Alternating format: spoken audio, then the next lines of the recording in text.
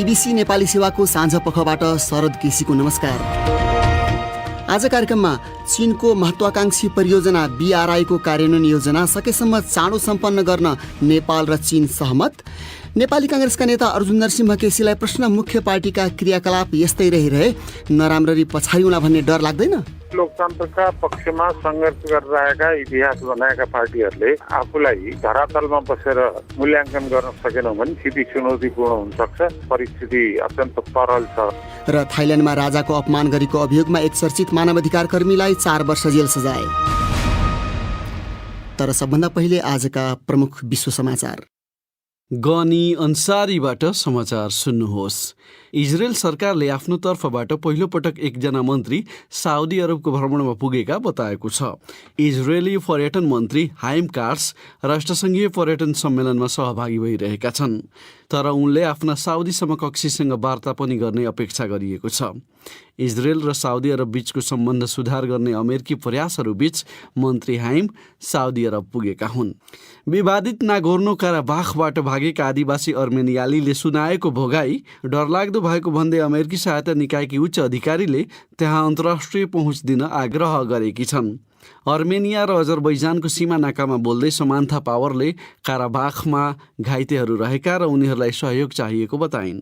शरणार्थीहरूलाई सघाउनका लागि अमेरिकाले करिब $1.20 करोड उपलब्ध गराउने उनले बताइन्। मानवीय सहायता सम्बन्धी अर्मेनियाका उच्च अधिकारीका अनुसार अहिलेसम्म 19,000 काराबाख अर्मेनियालीहरू भागेर अन्यत्र पुगेका छन्। थाइल्यान्डमा राज संस्थाको संरक्षण गर्ने कानुनको चर्को विरोधबीच एक चर्चित मानवाधिकार कर्मी आनोन नाम्पालाई राजाको अपमान गरेको अभियोगमा 4 वर्ष जेल सजाय सुनाइएको छ। थाई राजा महा वचिरालङ्कोनको भूमिकाबारे सार्वजनिक बहस हुनुपर्ने माग गरेको नाम्पामाथि आरोप छ। यसै वर्षको सुरुमा चुनाव जितेको पार्टीले कानुनमा संशोधन गर्ने बाचा गरेको भए पनि अधिकारकर्मी नाम्पालाई दिइएको सजायले राज संस्थाको आलोचना गर्न नपाइने विवादित कानुन बहाल रहने सङ्केत गरेको छ। अन्तर्राष्ट्रिय ऊर्जा एजेन्सी IEA ले नवीकरणीय ऊर्जा प्रविधिले विश्व तापमान वृद्धिलाई 1.5 डिग्री सेल्सियसमा सीमित राख्न सघाउन सक्ने जनाएको छ, तर त्यसका लागि अझ कडा कदम चाल्न आवश्यक रहेकोमा उसले जोड दिएको छ। IEA का प्रमुख कार्यकारी निर्देशक फाती बिरोल भन्छन्, जलवायु परिवर्तनको मुद्दा बजारलाई मात्र छोड्न सकिँदैन। यो सार्वजनिक मुद्दा हो। सरकार अग्रपङ्क्तिमा हुनुपर्छ र बजारलाई उचित सहुलियत दिनुपर्छ। IEA का प्रमुख कार्यकारी निर्देशक फाती बिरोल सौर्य ऊर्जा जस्तो स्वच्छ ऊर्जा प्रविधिमा भइरहेको वृद्धि र विद्युतीय कारको बिक्रीमा देखिएको वृद्धिले आशावादी बनाएको भए पनि चुनौतीहरू कायमै रहेको IEA ले जनाएको छ। र चर्चित सिख अभियान कर्मीको हत्यामा भारतको भूमिका रहेको ओटावाले बताएको सातापछि सयौं क्यानाडेली सिखहरूले भारतीय दूतावास अगाडि सोमबार प्रदर्शन गरेका छन्। टोरन्टोमा उनीहरूले भारतीय प्रधानमन्त्री नरेन्द्र मोदीको तस्बिर कुल्चेका थिए भने ओटावामा केही प्रदर्शनकारीले खालिस्तानको झण्डा बोकेका थिए।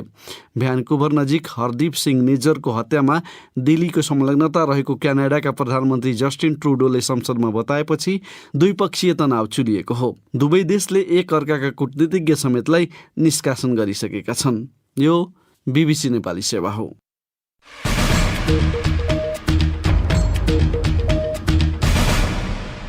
साँझ पखमा तपाईलाई स्वागत छ। चीनको महत्वाकांक्षी परियोजना BRI को कार्यान्वयन योजना सकेसम्म चाँडो सम्पन्न गर्न नेपाल र चीन दुवै देशले सहमति जनाएका छन्। प्रधानमन्त्री पुष्पकमल दाहाल प्रचण्डको चीन भ्रमणका क्रममा भएका द्विपक्षीय वार्तापछि जारी संयुक्त वक्तव्यमा उक्त कुरा उल्लेख गरिएको छ, जसमा ताइवान मामिलाबारे नेपालको स्पष्ट अडान, चीनले अघि सार्दै आएको ग्लोबल डेभलपमेन्ट इनिसिएटिभको मित्र समूहमा सहभागी हुन सक्ने भनाइ जस्ता बुँदा सँगसँगै वर्षौंदेखि जारी रेलवे, ऊर्जा अनि सीमासँग सम्बन्धित विषयहरू पनि परेका छन्। प्रस्तुत छ एक रिपोर्ट। नेपाल चीन संयुक्त वक्तव्यमा थोरै नयाँ र धेरै पुराना विषयवस्तुहरू समेटिएका छन्। कूटनीतिक मामिलामा संयुक्त वक्तव्य भनेको त्यस्तो दस्तावेज हो जसमा दुवै देशको चित्त बुझेको हुन्छ र दुवै प्रतिबद्ध भएका हुन्छन्। त्यसैले शब्द शब्दमा छलफल गरेर त्यसको टुङ्गो लगाइन्छ।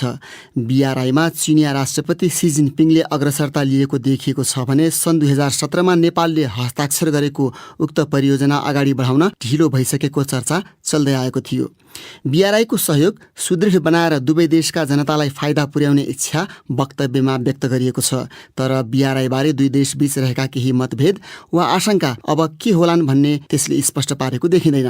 विगतमा नेपालमा चिनिया सहयोगमा निर्मित पोखरा अन्तर्राष्ट्रिय विमानस्थललाई चीनले BRI अन्तर्गत भनिदिएपछि आशंका प्रकट भएका थिए। BRI 10 वर्ष पुगेको सन्दर्भमा चीनले यसै वर्ष अक्टोबरमा एउटा विशेष सम्मेलन गर्दैछ र उसले नेपाललाई BRI अन्तर्गत सम्पर्क सञ्जालसँग सम्बन्धित विकास परियोजना अगाडि बढाउन सुझाव दिने गरेको पाइन्छ। 220 kV क्षमताको केरुङ रसुवागढी चिलिमे सीमा वारपार प्रसारण लाइन निर्माण चाँडै थालिने पनि भनिएको छ। हालैका दिनमा चीनले जारी गरेको उसको राष्ट्रिय नक्सामा नेपालको कालापानी लिम्पियाधुरा लिपुलेक क्षेत्र नसमेटिएपछि त्यसबारे पनि नेपालमा विवाद निम्तिएको थियो। भ्रमण पूर्व नेपालका राष्ट्रमन्त्री NP साउदले त्यसबारे कुनै न कुनै रूपमा चीनमा कुरा उठाइने बताएका थिए। संयुक्त वक्तव्यमा भने उक्त विषयले प्रवेश पाएको देखिएन। अब अर्को विषय, सरकारमा रहेको पार्टी नेपाली काङ्ग्रेसका कतिपय नेताहरूले पछिल्ला दिनहरूमा सरकार र पार्टी नेतृत्वको चर्को आलोचना सार्वजनिक रूपमै गर्न थालेका छन्। तिनै मध्येका एक हुन् नेता अर्जुन नरसिंह केसी। आज हामीले उनी नेता केसीलाई सोधेका थियौँ, हिजो आज तपाईँले चर्को आलोचना गर्नुको कारण चाहिँ के हो? होइन, हेर्नुहोस्, जुन सांस्कृतिक सद्भाव र जातीय भाइचारा थियो त्यो बिस्तारै चाहिँ अराजकता र द्वन्द्वतिर मोड्ने र भावनात्मक दृष्टिकोणले चाहिँ नकारात्मक पक्ष विकसित हुँदै गइरहेको जो स्थिति छ त्यसमा सरकार अत्यन्त कडाइका साथ प्रस्तुत हुनुपर्छ भन्ने एउटा कुरा हो। अर्को चाहिँ नि पार्टी भित्रैबाट पनि अहिले जुन खालको चुनौती र व्यापक रूपबाट जनजीवनमा देखिएका निराशा असन्तोष त्यसलाई नियन्त्रण गर्न पार्टीभित्र समग्र एकताको आवश्यकता छ। पार्टीभित्र सच्चिनुपर्ने आवश्यकता छ, रूपान्तरणको आवश्यकता छ। होइन भने यो सुधारवादी पक्षहरू छन् ती एक ठाउँ बसेर यसको निम्ति नयाँ चरणमा हामी प्रवेश गर्न सकेनौँ भने पार्टीभित्र गम्भीर चुनौती मैले जो देखेको छु म त्यही कुरा भनिरहेको छु। जस्तो तपाईँले पार्टीको हिजोको बैठकमा भन्नुभयो, हामी विभिन्न गुट खेमाबाट पार्टी कब्जा गर्न खोजिराखेका छौँ, जनता चाहिँ अर्कैले कब्जा गरिसके भनेर भन्नुभयो। त्यो भनेको काङ्ग्रेस के सिद्धिने चरणमा प्रवेश गर्न थाले हो भन्नु? काङ्ग्रेस सिद्धिने चरण छैन, सिद्धिँदैन पनि। काङ्ग्रेससँगै एउटा लोकतन्त्रको सम्भाग संरक्षक शक्ति हो। तर अहिले जुन ढङ्गले लोकप्रियतावादी कुराहरूबाट एकातिर अल्मल्याउने र हाम्रा गतिविधिहरूबाट जनजीवनमा देखिएको असन्तुष्टि त्यसलाई समयमै समेट्न सकेनौँ भने त्यसले गम्भीर असर गर्न सक्छ। त्यतातिर हामी गम्भीर हुनुपर्छ भन्ने मेरो दृष्टिकोण। तर पार्टी बैठकमा पनि पदाधिकारीले प्रश्न उठाए, वर्षमा दुई पटक, एकपटक गणतन्त्र दिवस, अर्को पटक संविधान दिवस, त्यसमा राजनीतिक पहुँच भएका व्यक्तिलाई जो गम्भीर फौजदारी अभियोगमा अदालतबाट दोषी ठहर गरिएका छन् उनलाई छुटाउने काम चाहिँ हरेक वर्षमा दुई पटक तपाईँहरूले गर्ने हो भने तपाईँहरूको पार्टीलाई अनि के जनताले माया गरिराख्छन् भन्ठान्नु भएको छ अझै पनि? यस्तै विकृतिहरूबाट हामी मुक्त हुनुपर्छ र नयाँ ढङ्गका सोच, नयाँ दृष्टिकोण र वैचारिक रूपले पार्टीभित्र परिवर्तन हुनु पर्यो। अहिले जुन ढङ्गको पेचिलो अन्तर्राष्ट्रिय परिवेशमा हाम्रो भूगोल छ, सार्वजनिक ऋणको भारी, अर्कोतिर संसारमा कुनै पनि राज्य व्यवस्थामा जहाँ भ्रष्टाचार मुक्त समाज हुँदैन त्यहाँ सुशासन हुँदैन। अहिले भ्रष्टाचारको चाङमाथि एकले अर्काको सौदाबाजीबाट दलभित्रैका सिन्डिकेटहरूले बचाउने खालका प्रयत्नहरूको मैले संशोधन विरोध गरेको छु, अहिले तपाईँसँग पनि भनिरहेको छु। तर नेपाली काङ्ग्रेस अहिले पनि कसैले अलिक लोकप्रियतावादी कुरा गर्दैमा आत्तिनुपर्ने कुरा छैन। तर हामीले आफूलाई निर्मम समीक्षा गर्न सकेनौँ भने आउने दिन चुनौतीपूर्ण हुन्छ। तर अहिले तपाईँ 75 वर्षको हाराहारीमा पुग्नुभयो अर्जुनजी। 75 वर्ष भोलि नै मेरो जन्मदिन हो, म 75 लाग्यो। 46-47 सालको कुरा नगरौँ, 62-63 को आन्दोलन पछिको कुरा गरौँ। 20 वर्ष बितिसक्यो। तपाईँ त्यो बेलामा 55 वर्षको हुनुहुन्थ्यो, अब आज 75 वर्षको पुग्नुभयो। तपाईँले यही कुरा बारम्बार गर्नुभयो, हामीले अन्तर्वार्ता गर्यौँ। अब कति वर्षसम्म यस्तै गरिराख्ने तपाईँलाई कस्तो लाग्छ? होइन, यो त एउटा वैचारिक आन्दोलनको दिशा निर्देश गरेपछि हेर्नुहोस्, पार्टीभित्र छ नि यसलाई रूपान्तरण भन्नुहोस्, पुस्तान्तरण भन्नुहोस्, वैचारिक पुनर्जागरण भन्नुहोस्, हाम्रो सम्पूर्ण शक्ति विचार र विवेक। मैले तपाईँको पार्टीको मात्रै कुरा गरेको होइन, देशको अवस्थाको कुरा गरेको, जनतालाई सुविधा दिने समुन्नतिको कुरा गर्नुभयो। के आशा देखाउनु भएको थियो? 20 वर्ष फर्केर हेर्दाखेरि अहिले कहाँ छौँ जस्तो लाग्छ? तपाईँले त्यसरी हेर्दा यसलाई सबै नकारात्मक दृष्टिकोणले हेर्ने स्थिति पनि छैन। राष्ट्रिय गति विकसित भइरहेछ, धेरै आधुनिकरणका दिशा, शैक्षिक स्वास्थ्यका क्षेत्रमा, खानेपानीदेखि सिँचाइका क्षेत्रमा, शहरीकरणदेखि औद्योगिक विकासको पक्षमा पनि। तपाईँले त्यत्रो दाबी गरे पनि खाडीका देशहरूमा श्रम गर्न जाने जनता त्यसरी लड्को लागेर गइरहेका छन्। अर्को नयाँ पुस्ताका किशोर किशोरी युवा युवतीहरू पढ्न गइरहेका छन् विदेशतिर। किन टिकाउन सकिराख्नु भएको छैन देशमा? यो दुर्भाग्यपूर्ण स्थिति चाहिँ के भने शैक्षिक क्षेत्रमा लाई चाहिँ नि हामीले गुणस्तरीय विकास गर्न एकातिर सकेनौँ भने अर्कोतिर व्यापक राजनीतिकरण पनि यसको अर्को पक्ष हो भने एउटा चाहिँ नि समय सापेक्ष सङ्घीय संरचना विकास भइसक्यो, देश नयाँ चरणमा प्रवेश गर्यो, राष्ट्रिय शिक्षा नीति अहिलेसम्म बनाउन सकेनौँ। हामी कोही न कोही कति न कति रूपबाट जिम्मेवार होलाौँ। हामी आर्थिक दृष्टिकोणले एकपछि अर्को असफलतातिर उन्मुख छौँ। हाम्रो राष्ट्रिय स्रोत र साधनबाट चाहिँ सामान्य खर्च चलाउन नसक्ने स्थिति यहाँ छौँ। त्यसैले अहिले नै नेपाली काङ्ग्रेसले इन्टरप्ट गरेर पर्छ र एउटा नयाँ नीति, नयाँ दृष्टिकोण लिएर चाहिँ सशक्त रूपको अभियान अगाडि बढाउनु पर्छ भन्ने मेरो पार्टीभित्रको कोसिस हो। त्यही त तपाईँले आज पनि भन्नुभयो अब यो संवैधानिक परिषद भने अब पार्टीको भागभण्डा गर्ने थलो जस्तो भयो भनेर। अब तपाईँ पार्टीको पदाधिकारी भइसकेका मान्छे, बारम्बार मन्त्री बन्नुभयो, सांसद हुनुहुन्छ। सबैले भन्ने सरकारमा नभएपछि काङ्ग्रेसभित्रको पनि देखिहाल्नुभयो। 2 जना महामन्त्री जो सरकारमा छैनन् उनले चाहिँ हिजो प्रश्न उठाए। 2 जना पार्टीका उपसभापति जो मन्त्री छन्, उप प्रधानमन्त्री छन्, कार्यवाहक प्रधानमन्त्री छन्, उनले चाहिँ प्रतिरक्षा गरे। हेर्नुहोस् त, होइन, यसमा चाहिँ खुला दिलबाट वास्तविकतालाई विश्लेषण, समीक्षा, यसको मीमांसा चाहिँ हामीले एउटा टुङ्गोमा पुग्नुपर्ने अवस्था छ।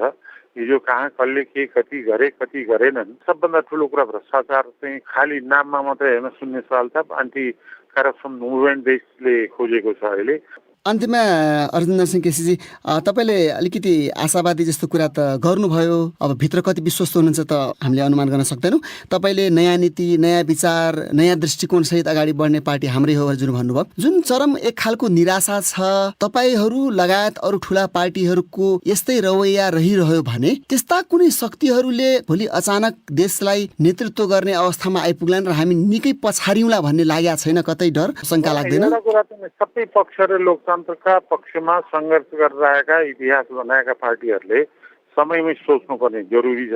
यदि हामीले आफूलाई वास्तविक धरातलमा बसेर मूल्याङ्कन गर्न सकेनौँ भने स्थिति चुनौतीपूर्ण हुन सक्छ। परिस्थिति अत्यन्त तरल छ राजनीतिक रूपबाट। एउटा पार्टी मात्रै भन्दा छौँ, सबैले सुधार्नुपर्ने र जनपदचापलाई बुझेर चाहिँ आफूलाई परिवर्तन गर्नुपर्ने आवश्यकता छ। उनी थिए नेपाली काङ्ग्रेसका नेता अर्जुन नरसिंह केसी।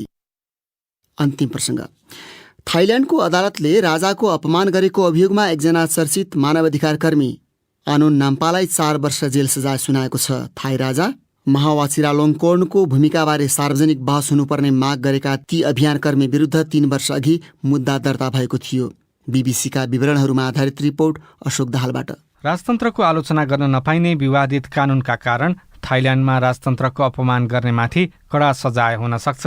सन् 2014मा सैन्यको मार्फत सेना शक्तिमा आए यता यस्तो कानुनको प्रयोग व्यापक गरिएको छ। गत मेमा भएको आम निर्वाचनपछि यो कानुनबारे सार्वजनिक बहस चलिरहेका समयमा अदालतले सन् 2020को एक प्रदर्शनमा गरेको टिप्पणीलाई लिएर अभियानकर्मी अनुनलाई दोषी ठहर गरेको हो। चुनावबाट सबैभन्दा ठूलो दलको रूपमा उदाएको प्रगतिशील मुभ फरवार्ड पार्टीले यस्तो कानुन संशोधन गर्ने प्रतिबद्धतालाई आफ्नो चुनावी नारा बनाएको थियो। मुभ फरवार्ड पार्टी नेतृत्वको गठबन्धनले चुनावमा बहुमत पुर्याए पनि सेनाद्वारा नियुक्त गरिएको माथिल्लो सदनले उक्त पार्टीलाई त्यही मागका कारण सरकार बनाउन दिएन। परिणामस्वरूप थाइल्यान्डमा वैकल्पिक गठबन्धन बनेको छ। राजतन्त्रलाई बदनाम गर्ने किसिमका पोस्ट सामाजिक सञ्जालमा गरेका कारण मात्रै पनि थाइल्यान्डमा मानिसहरूलाई 30 देखि 40 वर्षसम्मको जेल सजाय सुनाइएको छ। थाइल्यान्डका राजा राजनीतिभन्दा माथि छन्, तर अन्य संवैधानिक राजतन्त्र जस्तै जनताले उनलाई आलङ्कारिक भूमिकामा हेर्छन्। यद्यपि व्यवहारमा राजाले धेरै शक्तिको अभ्यास गर्न सक्छन्। राजा महावाचिरालोङकन सेनाको सबैभन्दा महत्त्वपूर्ण इकाइलाई व्यक्तिगत रूपमा आदेश समेत दिन सक्छन्।